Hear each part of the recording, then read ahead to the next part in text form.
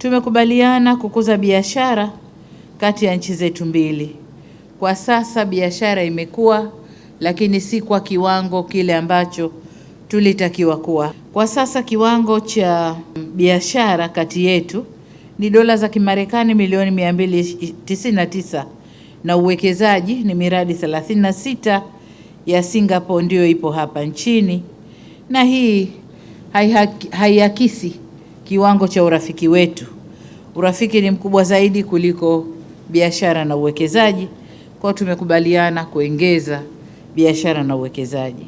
Kwa kuanzia sasa tumekubaliana kusaini mikataba kama mlivyoona hapa, tumesaini mikataba karibu 4-5 na yote ndiyo msingi sasa wa kuanza kufanyia kazi maeneo ambayo yatakuza biashara na uwekezaji. Matokeo mengine muhimu ya majadiliano yetu yanahusiana na uwezeshaji wa vijana. Nilimfahamisha Mheshimiwa Rais kuhusu dira yetu ya taifa ya maendeleo ya 2050. Kwa tumeelekea kwenye mambo kadhaa, na dhamira yetu ni kuwawezesha vijana kupitia kwanza elimu, kujenga uwezo wao kielimu, lakini elimu sio tu elimu hii ya kawaida ya mashahada na madigirii, lakini pia kupitia elimu ya ujasiriamali, ukuzaji wa ujuzi, skills development, pamoja na ubunifu au innovation.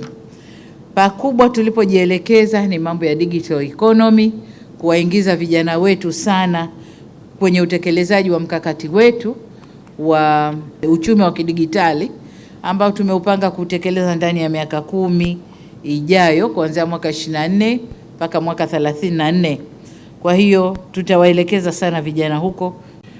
Trade and supply chains are being reshaped by politics and conflict. Climate pressures are intensifying, and developing countries face the risk of being left to adjust to these shifts on terms set by others. We have to address these problems with resolve, not diffidence. Our response must be to build bridges, including bridges between Africa and Asia, and among countries that believe that openness and partnership still offer the best way forward.